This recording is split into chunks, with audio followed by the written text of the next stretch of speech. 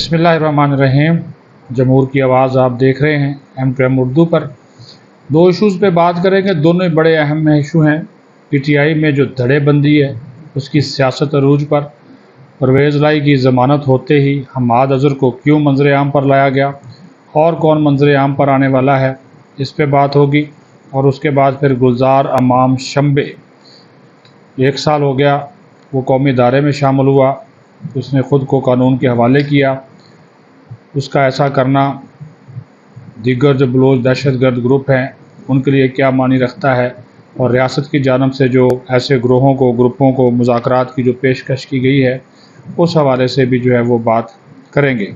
सबसे पहले तो बात कर लेते हैं PTI, आप उसको तहरीक इंतशार कह लें, तहरीक इंसाफ कह लें, क्योंकि अभी भी वो इंतशार की तरफ ही ज़्यादा बढ़ते हुए जो है वो दिखाई दे रहे हैं।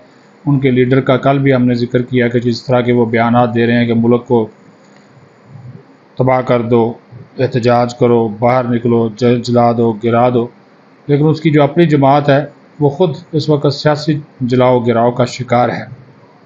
वकला के गलबे के बाद एक चीज़ जो है वो देखी जा रही है कि इनके मुख्तलिफ जो धड़ेबंदियाँ हैं, जो मुख्तलिफ जो धड़े हैं, इसमें इंतशार बहुत ज़्यादा बढ़ गया है और अंदरूनी इक़्तिदार की जो जंग है वो काफ़ी संगीन सूरत हाल जो है वो इख्तियार कर गई। और इसकी ताज़ा तरीन जो एक मिसाल है वो है 21 मई को जब चौधरी परवेज़ लाई ज़मानत पर रिहा होते हैं तो साथ ही 12 घंटे के अंदर अंदर एक रुपोश मुजरम सानिया 9 मई का एक मरकज़ी किरदार हम्माद अज़हर, जो कि 9 मई से ही रुपोश था, वो अचानक इस्लामाबाद में PTI के मरकज़ी सेक्रेटेरिएट में नमूदार होता है, मीडिया से बात करता है, पुलिस गिरफ़्तार करने पहुंचती क्योंकि ज़ाहिर उसके ऊपर मुकदमात हैं, वहाँ से गायब हो जाता है और पेशावर चला जाता है। ठीक है जी। और ये भी आपको बता दें कि ये एक महज हादसा नहीं है, महज एक हादसा नहीं है, बल्कि ये एक सोचे समझे प्लान का हिस्सा है, क्योंकि PTI जो पहले मुख्तलिफ दड़ों का शिकार है, जिस तरह मैंने शुरू में बताया, परवेज़ लाई जैसे ही ज़मानत पर रिहा हुए ख़तरा इनको पड़ गया, पंजाब इनको जाता हुआ नज़र आया हाथ से, तो इनसिक्योर फील करना शुरू कर दिया। इनकी अपनी दिहाड़ियाँ जो है वो ज़ाहिर बंद हो जाएंगी। वो सदर है, इस वक्त तक तो PTI का वो सदर है, तो मंजर आम पर ले आए हम्माद अज़हर को, ताकि चौधरी परवेज़ लाई पंजाब में PTI पर कब्ज़ा ना कर सके, सियासत ना कर सके और खुल खुला कर ना खेल सके। ये इनकी पुरानी पॉलिसी है। वैसे इसकी क्या नाम है, इमरान खां की भी, कैदी नंबर 804, वैसे तो 495 है, लेकिन चूँकि 804 मशहूर है तो हम भी उसी को रगड़ा लगाते हैं। तो जनाब परवेज़ लाई वो कैदी जो है वो भी यही चाहता है कि पार्टी के अंदर तफरीक रहे, तकसीम रहे, ताकि उसका उल्लू सीधा रहे। डिवाइड एंड रूल ये उसका पुराना काम है कि लोग तकसीम करो और हुकूमत करो। वो हुकूमत में भी था तब भी ऐसा ही था, लोगों को आपस में लड़ाता था, वज़ीरों को लड़ा देता था, एक दूसरे के ख़िलाफ़ कर देता था, ये उसका हाल था। अब ये तमाशा काफ़ी लंबा हो गया। एक तरफ उमर अयूब है, वो पंजाब प्रधानमंत्री बने हुए हैं, अपने आप को अकले कुल, और वो कहते हैं जी PTI है, वो है तो PTI है वरना वो नहीं है, वो अपने आप को खान का मुतबादिल बनाकर पेश कर रहे हैं।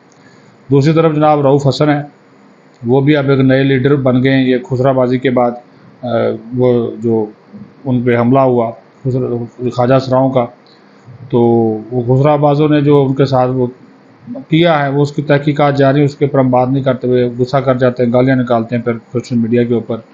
तो तीसरी एक और टोला, तीसरी तरफ है वकला, चौथी तरफ है हम्माद अज़हर, पाँचवीं तरफ है परवेज़ लाई, यानी कि 5 धड़े तो खुल कर सामने आ चुके हैं। ये इनका हाल है। देखते हैं कि अब कौन सा लीडर जो है वो कौन से धड़े को लीड करेगा, और इक़्तिदार पर कब्ज़े की जंग जो है ये अब काफ़ी लंबी होती हुई जो है वो हमें नज़र आ रही है, और काफ़ी लंबी भी और काफ़ी संगीन सूरत हाल भी ये इख्तियार करती हुई हमें नज़र आ रही है।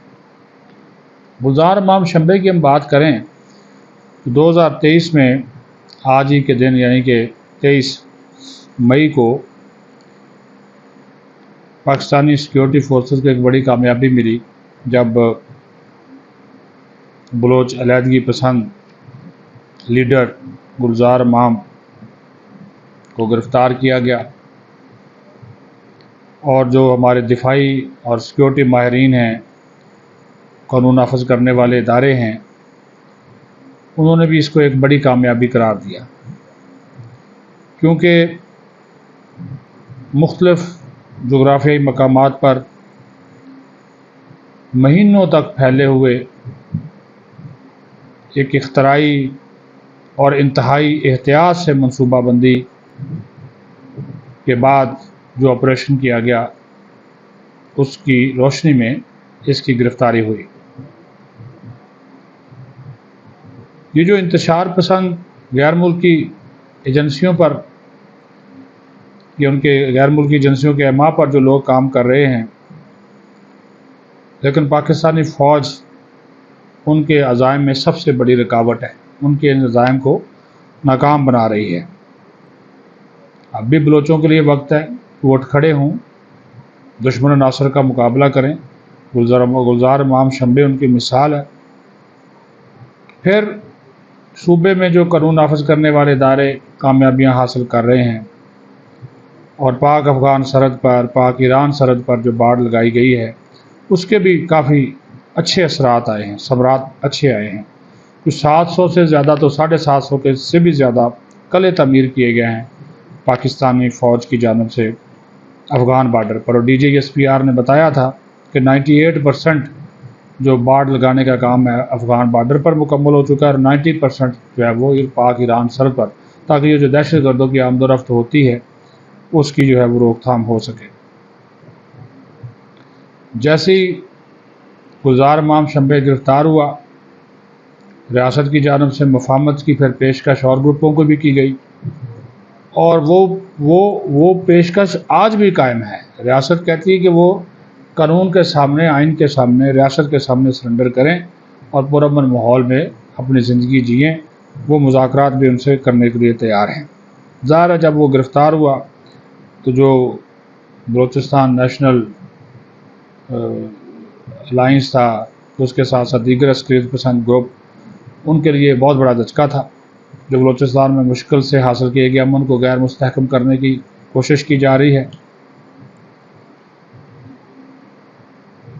اور جو گلزار امام شمبے سے پھر معلومات ملی، اس معلومات کی روشنی میں دیگر جو دہشت گرد گروپس ہیں ان کا نیٹ ورک توڑنے میں بھی بڑی آسانی ملی۔ لیکن اس کے باوجود جس طرح میں نے کہا کہ جو غیر ملکی ایجنسیز ہیں جو پاکستان میں انتشار چاہتی ہیں، انڈیا خاص طور پر، اور اب تو اس میں افغانستان بھی شامل ہو گیا، را ہے اور خود یہ افغانستان کی انٹیلیجنس ہے، پاکستان کے خلاف اور جو ہے وہ ہر وقت سرگرمیوں میں ملوث رہتے ہیں۔ دہشت گردی کی کارروائیاں، دہشت گرد گروپوں کی حمایت کرنا، کالعدم TTP کی حمایت کرنا کسی سے ڈھکی چھپی بات نہیں ہے۔ لیکن یہ بات اچھی ہے کہ ریاست کے سامنے، ریاست نے ایک مرتبہ پھر ان لوگوں سے کہا ہے، بلوچ لادگی پسندوں سے، کہ وہ آئیں، مذاکرات کریں، بیٹھیں، ہتھیار ڈالیں، آئین اور قانون کے مطابق اپنی زندگی جو ہے گزاریں، اور ان لوگوں کے ہاتھوں سے نکلیں جو ان کو کھلا رہے ہیں اور پیسہ کما رہے ہیں، ڈالر کما رہے ہیں، باہر بیٹھ کے جو ان کے لیڈرز ہیں ان کے چنگل سے نکلیں اور بلوچستان کی تعمیر و ترقی میں اپنا مثبت کردار ادا کریں۔ پاکستان زندہ باد۔